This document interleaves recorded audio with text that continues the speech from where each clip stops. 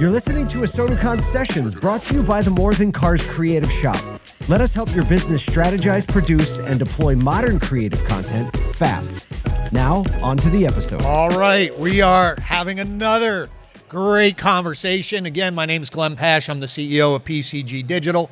And my guest today for round two is, introduce yourself. Anthony Monteiro from AutoAcquireAI. All right, so they have these conversations today. We want to focus on, again, Year of the Human. We want to talk about how, how we build teams, leadership. But what I'm curious about you and yours, because, you've built tons of teams in your past, but now as you lean into AI, right? You could talk about, your new company. How is that balance? I mean, everybody's standing on stage and talking about efficiency of AI and it's going to make everybody more productive.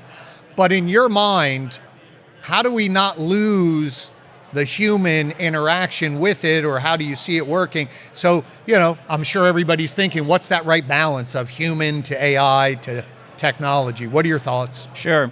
Well, it is a challenge, right? Because our legacy mindset is we have to have a whole bunch of humans doing all of these things, right? At eLead, we've had the call center with thousands of agents making phone calls and sending emails, and now we can do that with an automated process, but there still has to be a human touch and element to it, right? So if you look at leadership, we always say, hey, lead by example, right? That it's just a cliche, right? But it's not. If you don't lead by example, if you don't get your hands dirty and understand it, then you can't bring people on your team and lead them like you're supposed to. I would probably say I'm one of the top 3 AI coders, which is just prompting in my company now, because I had to go learn that. I'll be 63 this year, and typically we're not the guys leaning into code, right? Right. But that's a great example, because and it's interesting you touched on that, because I think a lot of businesses make a mistake, because not that they want to put the older people out to pasture, but they think, oh, well, I'll get somebody younger, they may know this. But I think it's what you're thinking, or what you're approaching at, is it's that combination of, I have business acumen, I have experience. So the way I'm looking at AI is completely different than someone who's young who can just code. They don't have that experience wrapped around them. So what for you then, what was the hardest challenge of getting into it? Was it just, you're that type of a guy that I'm going to figure it out? Or was it humbling? What was it like when you're diving in? I guess that's a really good question. Some things happen because they're ordained to happen, and you're put in a path because there's a higher power that says, hey, this is what you should be doing. This is what you need to focus on. And you kind of follow that blindly and then lean into it. And with AI, it kind of happened a long time ago when I was at Draver, and we were trying to connect drivers going from point A to point B to rendezvous at a specific minute of time, so you didn't have a driver standing there without another driver to pick them up on the dead end. And that was way before Claude or ChatGPT or Grok. And we had like really expensive people that did that. But it's those people in their minds that had to take that process and tell the machine how to learn how to do it. And I'll tell you one quick story. We were at the AI conference in San Francisco 3 years ago, and it was right at the precipice of all this. And we're sitting there, and I'm watching these people talk about this. And at the time, I was as novice could be. I was like, oh my gosh, this is crazy. And these 2 gentlemen, probably our age, were sitting there, and they go, you know what? This is what they said. It's very profound. He said, AI is not going to be the guys coding it. It's going to be the philosophers. It's going to be the intent of what it needs to do, not anything else. So that human element has to stay alive, or else it could be weird. Yeah, and I think that's a really good thing for anyone even here at this conference. Again, you're listening to people talk about AI, your product, others. And I think it's really important for leaders, as you said, to set that example, to understand what this product is. I just read an article Harvard Business Review, saying there's such a disconnect now within companies around AI because the leaders have one vision, but then the people down lower, that's not the right tool, right? So I think, to your point, it's really understanding what problem is this going to solve.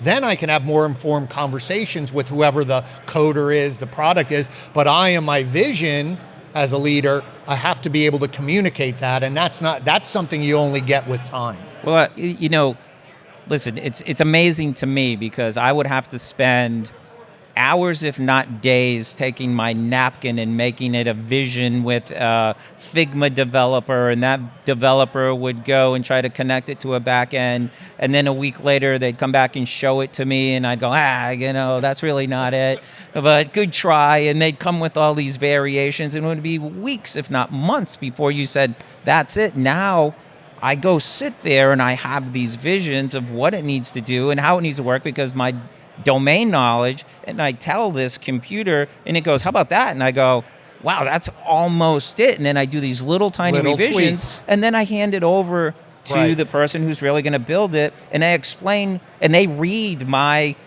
prompts. They read what I told it to do and why I'm doing it, because if you're prompting right, you're saying you're going to do this because, right? Like you would train a human, and they read that and they say, oh, I get it. Right. I get it. And they go build it, and it's so much better, and they're really involved and engaged with that whole understanding without that time lag that we used to have to deal with. Yeah, and I think that, again, for those in the audience, I think, who are running teams and leading teams and thinking about this, is don't be afraid to ask people on the front lines. How could your job be easier? What are the things, right? I had a team one time. I was overseeing some remote locations. And this person said it so politely, but he said, yeah, what sounds good to you in your ivory tower doesn't work here. And I was like, whoa. Yes. That made sense. Yeah. So I would challenge all of you to talk to your frontline people, ask those questions. What are the things that you are tired of doing that the mundane, repetitive tasks, right? 100%. Get those done. Then you can talk to the machine. Then you're handing it off in a better way, because we don't have to play that tennis of, well, what about this? No, that's not right. What about this? Go right to the people. And again, I believe AI is not going to solve every problem on your team. I think you still need people. But if I can make you more efficient, someone this morning when I walked in was talking about revenue per employee. If that could go up, and it's just also, I think it makes the job, the mental approach to a job, I'm happier, because this is mind-numbing that I have to do. My brother we launched at our conference a couple weeks ago, he built a tool called KPI to help make it easier for people looking at Google Analytics. Like all the things you have to go find, he built a tool now that'll generate a report and tell you, here's all the things to look at. Perfect, right? Absolutely. So that was mundane, and that came from him going, it takes me an hour to do it, an hour and a half, if I could just have something. So I think that's really good. Let me ask you this, because we're touching around leadership and coaching.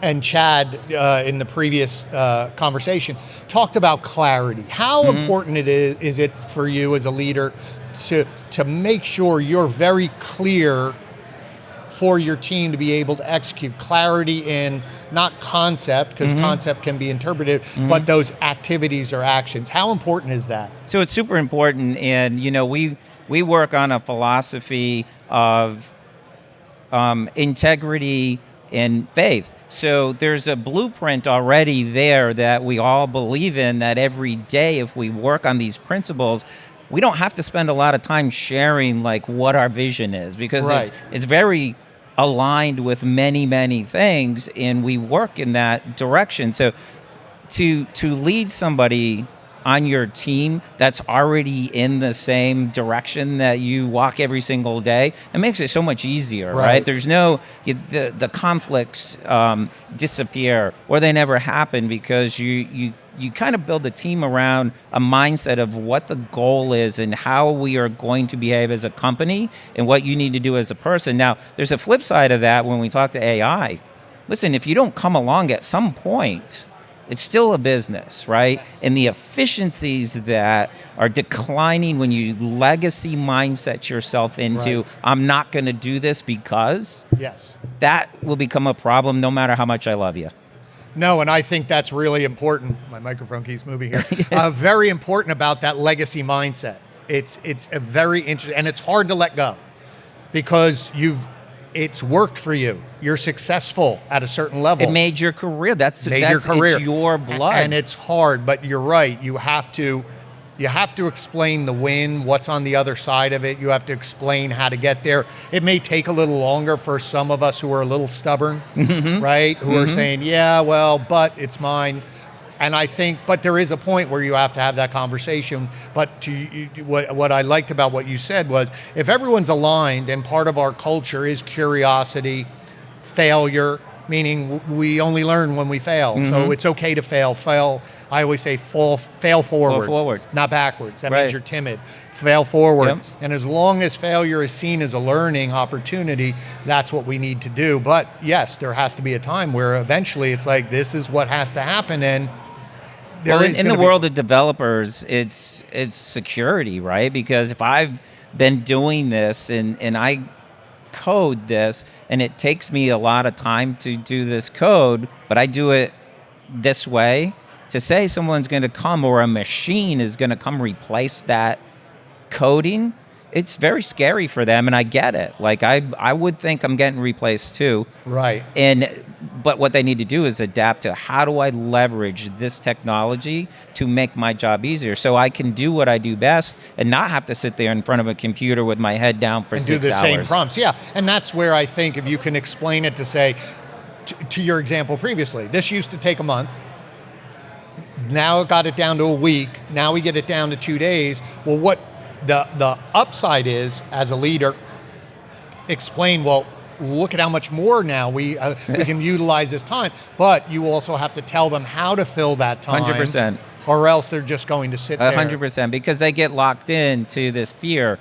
And fear is the worst thing that you can have if you're trying to move forward. But it's a paradigm shift, right? It happened in the internet, that we were all around, and I and you guys were a part of that paradigm shift of tactile buying cars and newspapers to building AutoWeb, which was one of the first online car buying places. And that paradigm shift has to change, because how many phone booth builders are still out there, right? You have to adapt to what's happening, or else as a leader you have to explain that and make it comfortable for them, or else you're not going to be able to lead. Yeah, and I think that's as we wrap up, I think that's something really important for the audience to take away, is people are scared. They're scared. Because they're unknown, right? I'm scared. Listen, we all are, because that journey from unknown to known, that's where we learn. It's not a straight line, it's squiggly, and there's a lot of fear in that. Am I going to be replaced? Can I learn this? What's it going to look like? None of us really have that answer, but it's that idea of, if we all are working together towards this, and you and a leader, a lot of times, especially in these turbulent times or unsure, you have to overcorrect in that surety of, we're going to figure it out together, we're going to work hard at that. It's faith. I have faith that what we're doing is the right thing to do. We're doing it with integrity. We're putting our hearts into it, and we're building something that makes a difference for not only my family, but for whatever audience that we have, which is, in our case, our dealer clients. That's great. And so I think Anthony shared a lot of great things, so can you give him a nice round of applause? Thank you very much, Anthony. I appreciate it. Thank you. All right. Thanks for listening to ASOTU CON Sessions, brought to you by the More Than Cars Creative Shop. If you want to learn more about how we can help your business strategize, produce, and deploy modern creative content fast, visit morethancarscreative.com.